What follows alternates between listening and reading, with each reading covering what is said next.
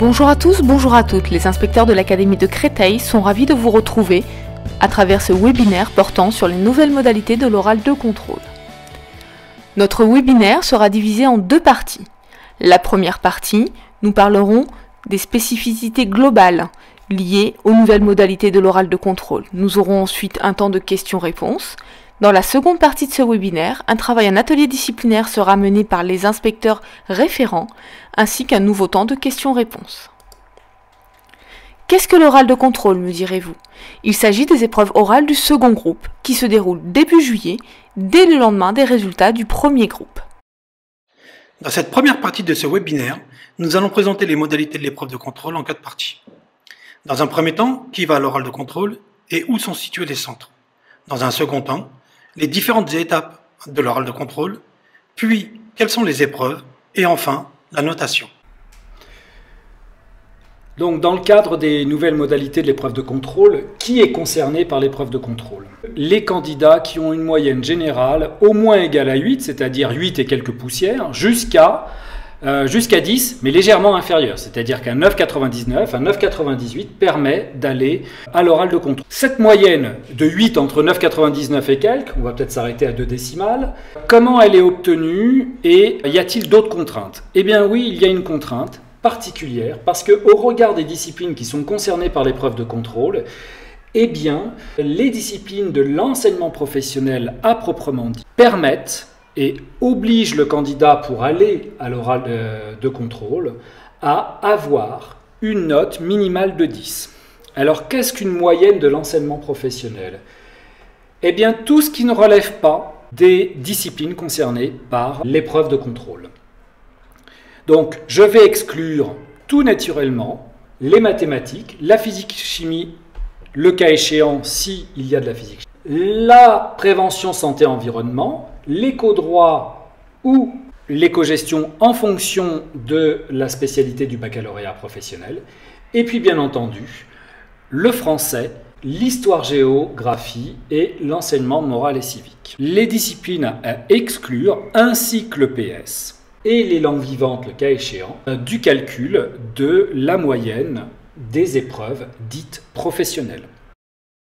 Dans le cadre de la première sous-épreuve de l'oral de contrôle, le candidat peut choisir les mathématiques ou la physique-chimie. Le contenu de l'épreuve de mathématiques ou de l'épreuve de physique-chimie sera explicité dans l'atelier disciplinaire. La PSE, Prévention, Santé, Environnement, est retenue comme épreuve de l'oral de contrôle du baccalauréat pour la session 2022 et fait donc son entrée dans la première sous-épreuve.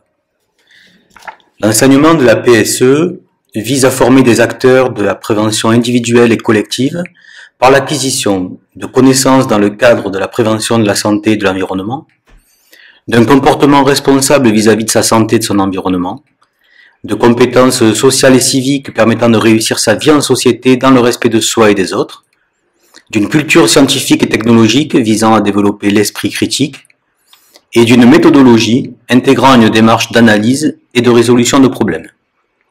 Les modalités d'examen seront développées au cours de l'atelier spécifique. Pour l'épreuve qui nous concerne, l'ensemble des professeurs d'économie-gestion sont susceptibles d'être interrogateurs pour l'épreuve d'économie-droit et pour l'épreuve d'économie-gestion, car seuls diffèrent les points du programme sur lesquels seront interrogés les élèves, mais les attendus sont strictement les mêmes. D'ailleurs, la grille est commune à l'épreuve d'économie-droit et d'économie-gestion. L'atelier qui suivra permettra d'approfondir ces attendus. La deuxième sous-épreuve, c'est-à-dire celle de lettres histoire-géographie, porte sur le programme de terminale, sur les connaissances et compétences évaluées dans les unités de français ou d'histoire-géographie et enseignement moral et civique. Pour les modalités, on reviendra tout à l'heure. Les différentes étapes de l'oral de contrôle. Au résultat du bac, le candidat doit récupérer la convocation dans son établissement d'origine et choisir les épreuves.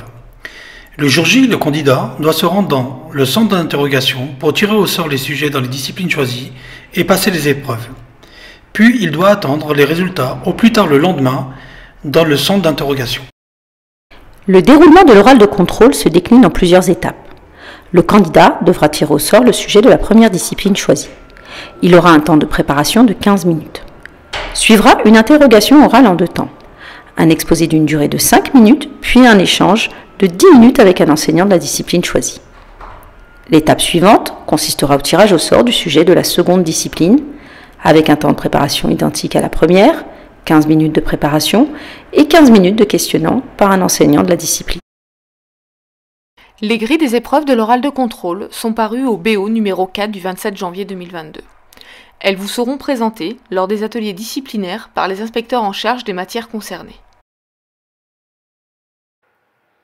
Pour la notation et le calcul de la moyenne au 2e tour, les notes obtenues lors de l'oral de rattrapage viennent remplacer les notes des premières épreuves si elles sont supérieures.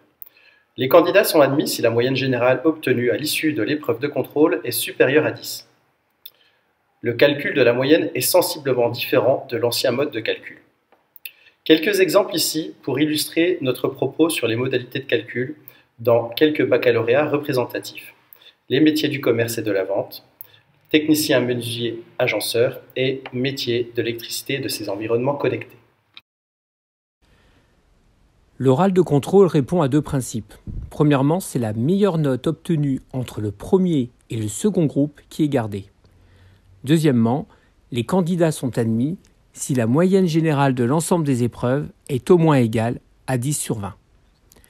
Dans l'exemple qui vous est montré, le candidat peut se présenter à l'oral de contrôle car il remplit les 2 conditions requises. Première condition, moyenne générale entre 8 et 9,99. Deuxième condition, moyenne obtenue aux épreuves professionnelles E2 plus E31, E32, E33, puisqu'ici le candidat a environ 12,5 sur 20. Il choisit ensuite de repasser 2 épreuves sélectionnées entre, d'une part, la PSE, les maths, l'éco-droit ou l'éco-gestion, et d'autre part, les lettres et histoire géo EMC. Comme c'est la meilleure note obtenue qui est gardée entre le premier et le second groupe, dans notre exemple, le candidat substitue à son 6,5 sur 20 en éco-droit sa nouvelle note de 7 sur 20.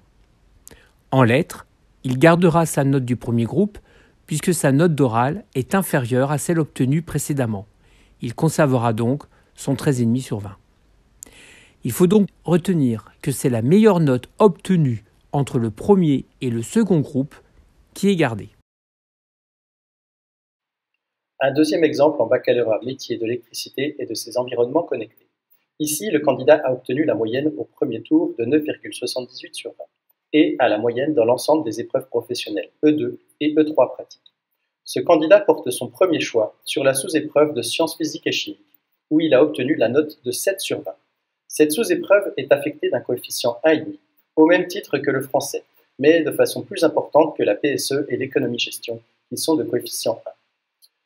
La deuxième sous-épreuve retenue est l'histoire-géographie EMC, où le candidat a obtenu la note de 6 sur 20.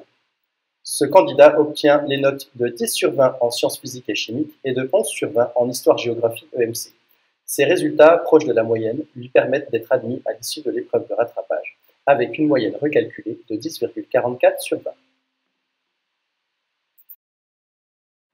Un dernier exemple en baccalauréat professionnel technicien menuisier agenceur. Ici, le candidat a obtenu la moyenne au premier groupe de 9,58 sur 20 et a la moyenne dans l'ensemble des épreuves professionnelles E2 et E3 pratiques. Au premier tour, ce candidat a obtenu la note de 10 sur 20 à la sous-épreuve de sciences physiques et chimiques. Il obtient la note de 8 sur 20 à cette sous-épreuve orale. La note obtenue à l'oral étant ici inférieure, c'est bien la note de 10 sur 20 qui est conservée. Le candidat a obtenu la note de 7,5 sur 20 à la sous-épreuve de français au premier tour. Il obtient la note de 14 sur 20 à l'épreuve de rattrapage. Sa moyenne recalculée est de 10,19 sur 20. Ce candidat est bien admis à l'issue de l'épreuve de contrôle. Je vous propose à présent de passer à la seconde partie de notre première étape du webinaire, c'est-à-dire un temps de questions-réponses.